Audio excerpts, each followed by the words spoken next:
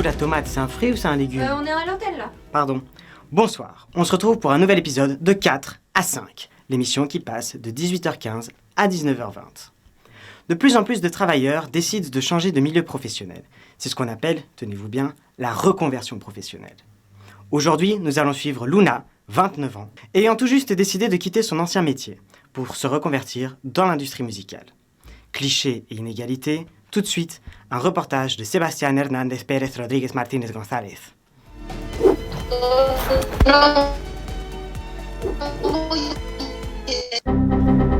Merci Laurent de la Loose de Couette pour cette magnifique introduction.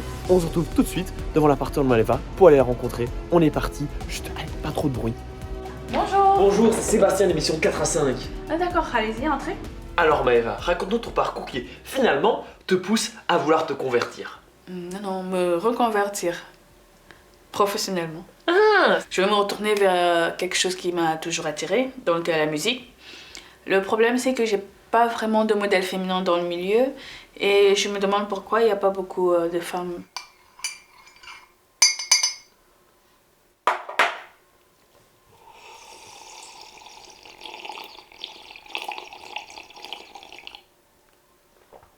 et bah c'est parfait, c'est nickel, on va rencontrer Florence, en formation en riche du spectacle, tout de suite, au botanique, on est parti, on les quitte pas, c'est nickel, genre d'émission, c'est incroyable, on lance tout, c'est fou, on y va tout de suite.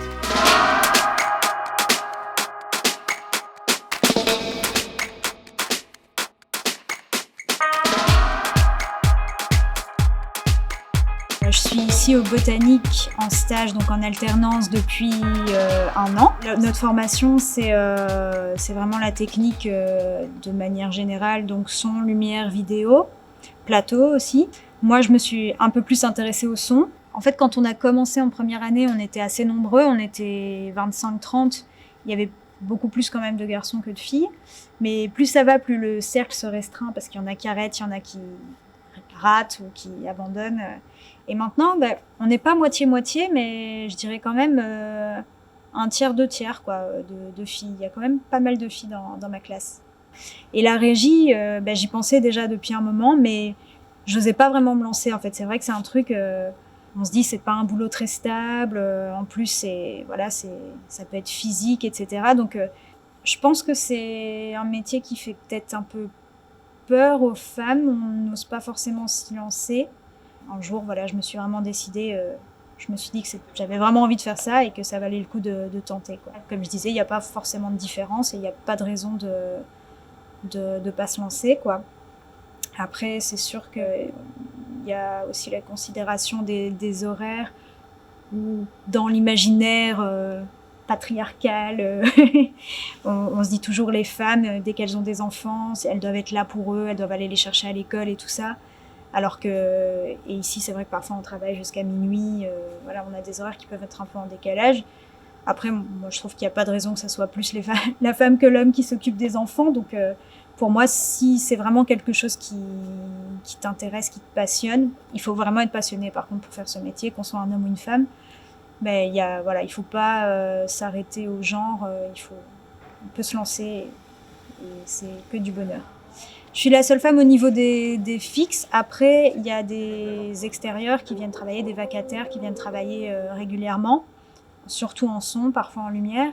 Et là, il y a aussi des femmes. Il y a quand même une majorité d'hommes, mais il y a quelques femmes quand même qui sont ingé son et qui viennent travailler ici. Tu serais prête pour un thème? Ok, alors je veux bien un peu plus de santé. J'avais peur aussi de ça avant de rentrer dans le métier, d'une part de sexisme en fait, et qu'on me prenne pas au sérieux parce que je suis une femme. Et franchement, je le ressens très peu. Je dis pas que c'est jamais arrivé. En tout cas, avec l'équipe interne, je le ressens pas.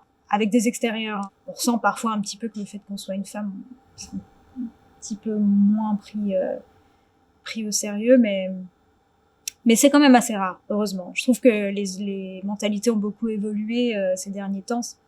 Plus les gens, les jeunes, en tout cas, il y a beaucoup moins ce gap. Mais évidemment, plus de filles dans le milieu, qu'on soit plus représentées, ça serait bien. Surtout qu'il y a quand même une assez belle solidarité entre les filles dans le milieu, justement. Mais je pense que n'importe quelle femme, si elle est passionnée, elle peut très bien s'en sortir dans le métier. il n'y a pas de problème. Et plus il y en aura, plus ce sera facile peut-être de se sentir intégré.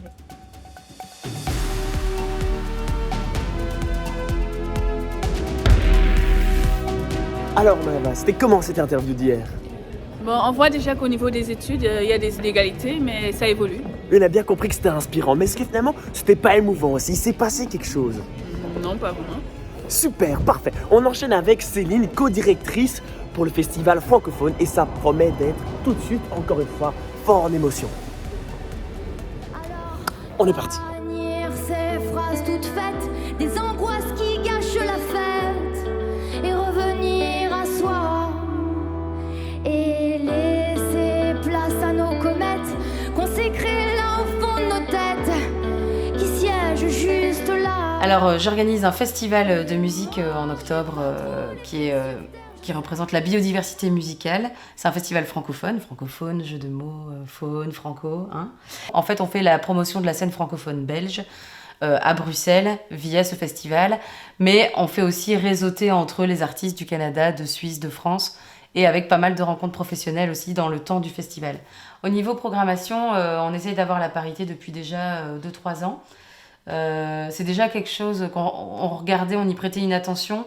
Et là, on essaye vraiment qu'il y ait la moitié. Moi, j'ai même un tableau où je mets les programmations par pays et par sexe et mixte. Donc, je mets vraiment femmes, hommes, mixte. Et après, par contre, je prends en considération que la personne qui mène le projet. Alors qu'en vrai, j'aimerais bien prendre aussi les musiciens et les musiciennes. Mais alors là, par contre, si tu fais ça, tu peux pas l'atteindre pour l'instant. Et au niveau des équipes aussi, nous, on a demandé à notre responsable technique de faire attention à quand il engage des techniciens, qu'il y ait des techniciennes. Et que ça soit pas que des ingé son, qu'il y ait des ingénieuses du son. Même les bénévoles, tu vois, que ça soit pas que des filles, c'est aussi dans l'autre sens. Que les postes com ne soient pas donnés qu'à des filles, les postes admin qu'à des filles, mais qu'il puisse y avoir des mecs. Et là, on vient de prendre quelqu'un en plus dans notre équipe, et c'est un homme, mais en communication. Et si on doit changer de responsable technique, j'espère que ça sera une responsable technique. Ça représente quoi pour toi d'être... Alors Maëva, c'était comment cette petite interview là? C'est pas fini? Non. Oh, putain, je reviens, j'y vais. Allez. Alors au départ, c'est Florent qui était directeur de l'asso. C'est pas si souvent quand même qu'on voit un directeur qui fait monter quelqu'un en co-direction avec lui, et en plus une co-directrice. Au quotidien, ça change beaucoup de choses parce que, en fait, tu sens que t'es à ta place, et en plus, t'es reconnu comme étant à ta place. Il y a quand même un truc, ça se fait quand même toujours à plusieurs, ces histoires, tu vois. J'ai beau avoir le pouvoir quelque part, si les autres le reconnaissent pas, ça a aucune valeur. Quand t'es une femme dans des réunions, tu dois avoir plus d'arguments à poser quand tu énonces une vérité quelque part, ou un avis. Et en fait, tu vas devoir un peu plus argumenter ton propos, alors que si t'es un mec, tu peux balancer un truc un peu à l'arrache. Et on a beaucoup plus le droit à l'erreur en tant que mec qu'en tant que femme, ça c'est clair. Mais ça arrive régulièrement qu'on soit en réunion et qu'on s'adresse que à Florent, ou on s'adresse à nous deux, mais on ne regarde que lui. Donc c'est encore plus subtil, tu vois, c'est un truc, tu peux pas dire « Oh, en fait, je suis là, salut !»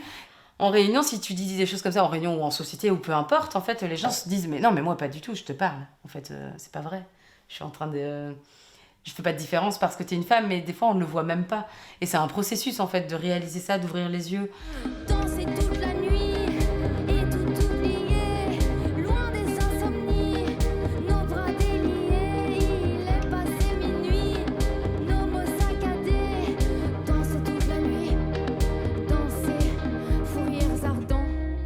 Souvent, la culture, c'est fait pour ça, en fait. C'est fait pour déranger, faire ouvrir les yeux aux gens, se faire te rendre compte qu'il y a des choses qui ne fonctionnent pas et que c'est pas parce que tu ne le vis pas toi que ça n'existe pas.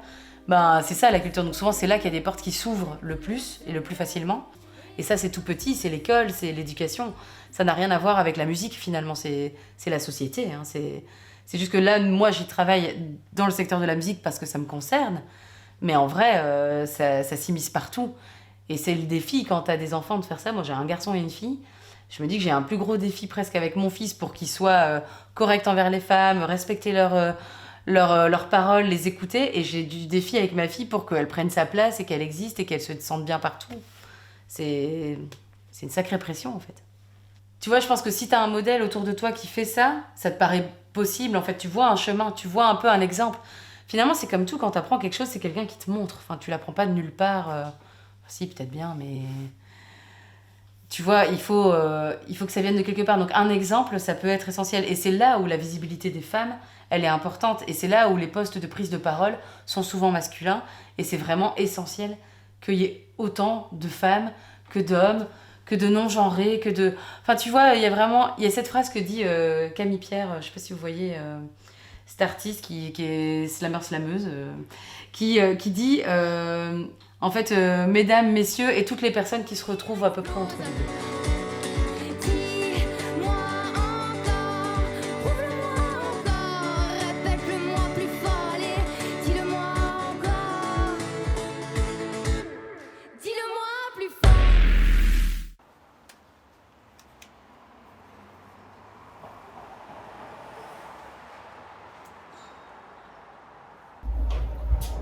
Qu'est-ce que tu fais là? Alors, t'en as pensé quoi de la rencontre d'hier? Prête pour une nouvelle journée pleine de rebondissements? C'était bien la rencontre avec Céline. J'ai hâte que ça continue comme ça. Eh ben c'est nickel, on va rencontrer Malika, ingénieure du son. Tout de suite, elle nous attend, on est parti, on est tout part, allez. Alors, je m'appelle Malika El Barkani.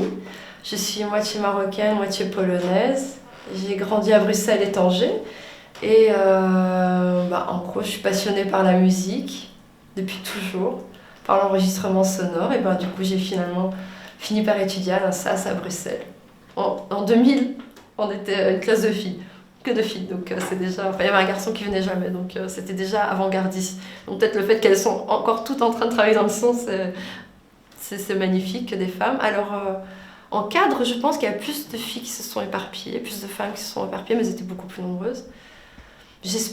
Est-ce que ce serait à cause de la maternité ou pas, je ne sais pas. Mais finalement, mes copines qui ont eu des enfants, elles ont continué à travailler. Alors, à Tanger, je faisais de la basse électrique. J'ai commencé à organiser des concerts. Et finalement, il fallait faire le son du concert. Et donc, il n'y avait personne pour le faire. Donc, j'ai commencé à faire le son des concerts qu'on faisait. Je m'en fiche que tu ne m'aimes pas, tu me méprises et c'est comme ça. Musée, ton petit jeu adoré, mais la partie est enfin terminée. Car la bouillette avec moi, car la bouillette vaincra.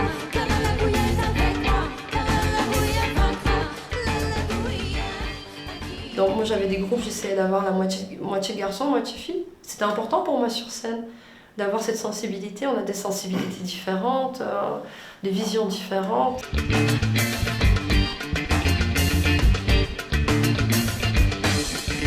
On est éduqués d'une certaine manière depuis qu'on est petit avec nos jouets.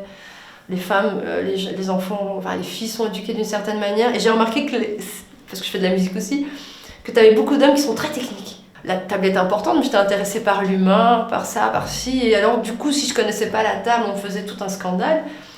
Mais il y avait d'autres filles, la plupart, j'en ai vu 2-3 des sonorisatrices qui sont plus jeunes que moi. J'ai fait, je peux te demander...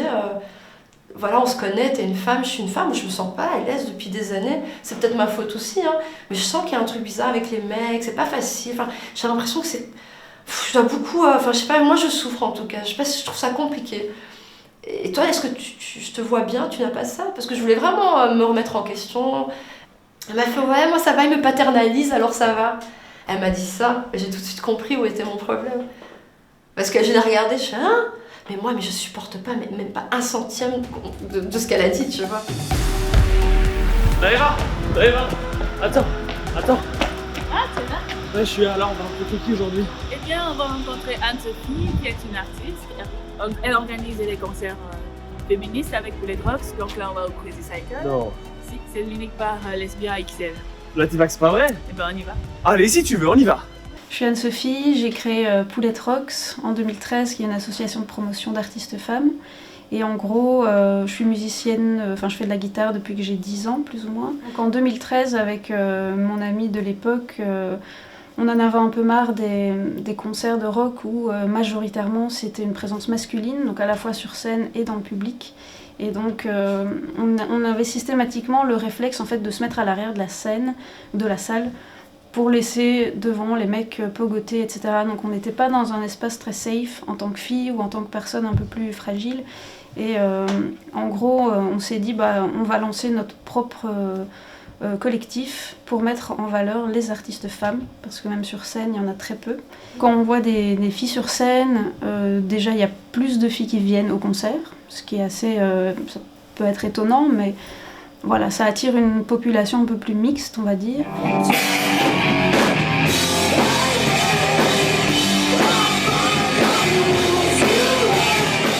Mais Après, nos événements sont ouverts à tout le monde, évidemment. Mais c'est vrai qu'on apporte une mixité dans des événements punk ou rock que généralement on n'a pas souvent. Quand on organise des événements, si on a besoin d'un ingé son, on va essayer d'aller vers une technicienne femme, parce que c'est un peu notre créneau aussi, et c'est vrai qu'elles sont moins visibles et qu'elles ont peut-être moins de boulot, moins d'opportunités. Donc moi je vais aller essayer de trouver des techniciennes plutôt. Quand on est en groupe de filles, qu'on s'amène avec nos instruments, avec nos amplis, avec nos batteries, tu sens souvent le regard des techniciens, oh ben on va vous aider, on va monter les trucs à votre place. Il y a un peu ce regard paternaliste qui nous emmerde vraiment. Voilà, l'homme se prend aussi la place qu'on lui a assignée, qui n'a pas forcément envie d'assumer non plus, mais il se doit toujours de remplir les conditions du mâle pour nous aider. C'est vrai que lorsque j'allais à des concerts, c'était toujours des roadies mecs, donc des gens qui installent la scène, des ingé sons hommes. Je constate même dans le cinéma, vu que je bosse aussi là-dedans, qu'en école, on est plein de filles à étudier, et en fait sur les tournages ou dans les locaux de production, ce sont souvent des hommes. Et donc il y a un peu dans la musique et dans le cinéma, comme ça, une disparition soudaine des techniciennes.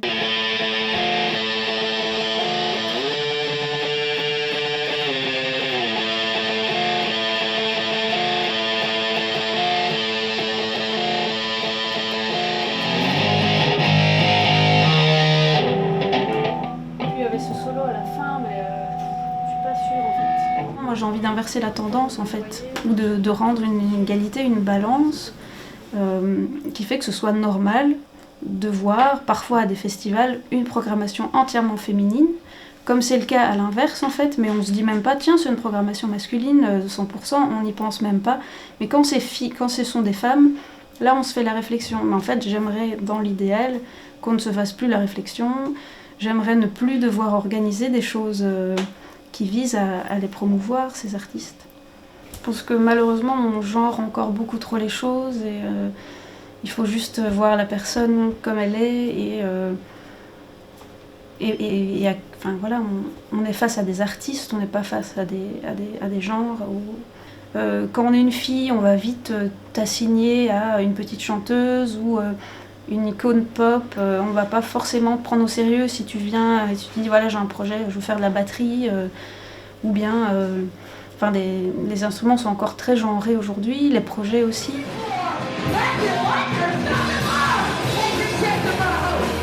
Professionnellement, on va avoir peur peut-être de mettre beaucoup de budget sur les épaules d'une femme par exemple. Dire est-ce qu'elle va réussir, mais pourquoi? Parce que malheureusement, les gens qui donnent l'argent dans la culture et dans la musique, dans le cinéma, ce sont principalement des hommes. Et donc, voilà, on est finalement réduite à se dire, bon, bah, on aura moins d'argent. Et pourquoi? Ça a toujours été comme ça, je pense, depuis... Enfin, les femmes, voilà, on a vraiment une pente à monter maintenant pour rattraper la situation et avoir quelque chose d'équitable.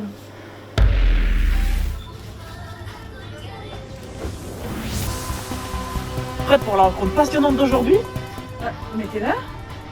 On devait pas se rencontrer dans une heure? Ah, c'est ça. Je t'attends dehors. Fais ton petit possible, mais fais vite. Ouh.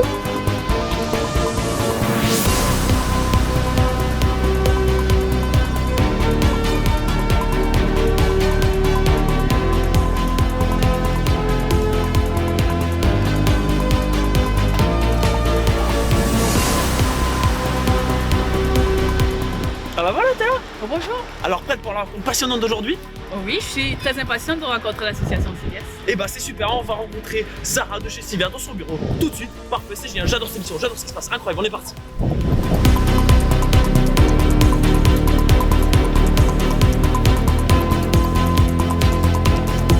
Oh merde. Quoi? Oh le con, j'ai oublié de réquer. Y'a pas le choix, il faut le refaire. Ça va être génial. Avec le souris, ça va être génial. Ça va faire une belle image.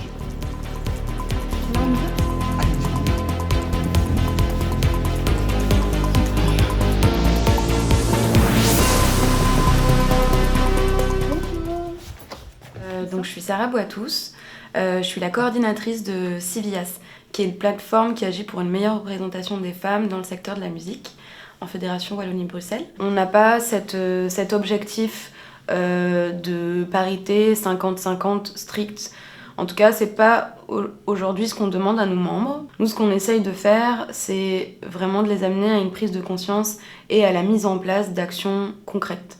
Je pense que j'ai été féministe avant de mettre ça en lien précisément avec le secteur de la musique. Et c'est des questions qui me révoltaient un peu, ça me touchait assez personnellement. Et puis, plus j'ai un peu évolué professionnellement dans ce secteur-là, plus je me suis rendu compte que ce que je pouvais vivre personnellement, je pouvais aussi le vivre professionnellement. Il y a une inégalité qui est double.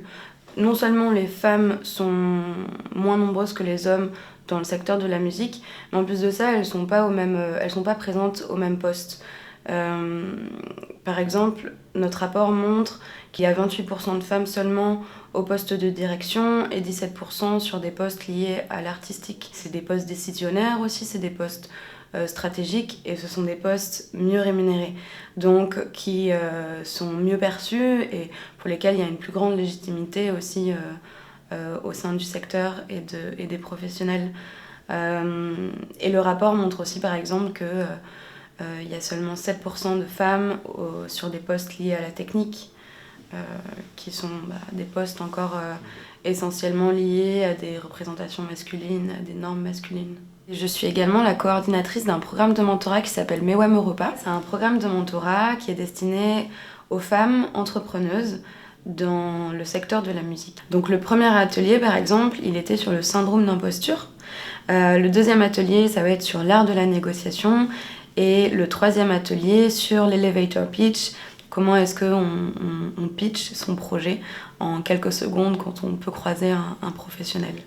Est-ce qu'il faut imposer au sein des programmations 50% d'hommes, 50% de femmes, au sein des équipes, au sein des CA, au sein des postes de direction ? Moi, personnellement, je pense qu'il faut l'imposer. Et j'aimerais qu'on n'ait pas besoin de l'imposer. Mais je pense qu'on a attendu assez longtemps. Et je pense que les choses ne changent pas assez vite. Et donc je pense qu'il faudrait l'imposer, mais c'est mon avis personnel.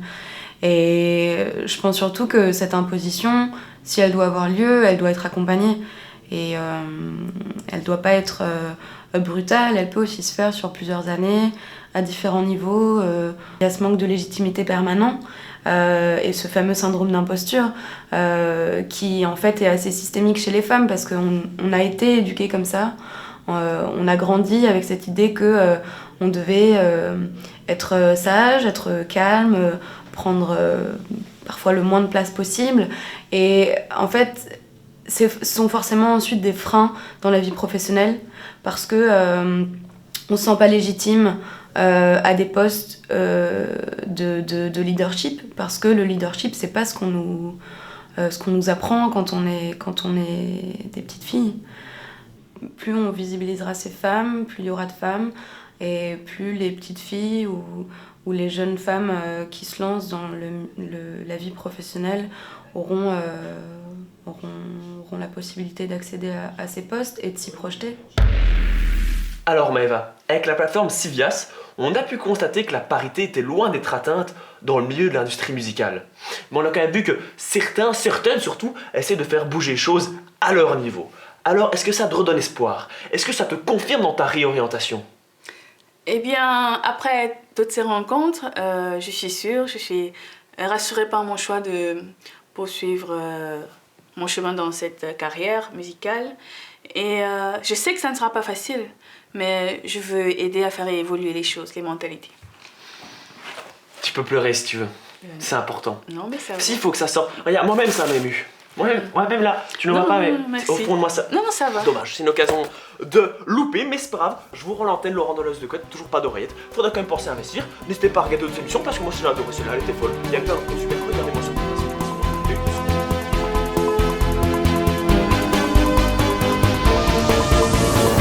Merci Sébastien Hernández Pérez Rodríguez Martínez González pour ce magnifique reportage et bon courage à Luna pour la suite. Il est 19h22 et nous avons 2 petites minutes de retard. Il ne me reste plus qu'à vous souhaiter une bonne soirée et à la semaine prochaine. Mais en fait, son prénom c'est Maëva. D'ailleurs, la tomate, c'est un légume fruit. Ça dépend si tu prends le côté culinaire ou scientifique de la chose.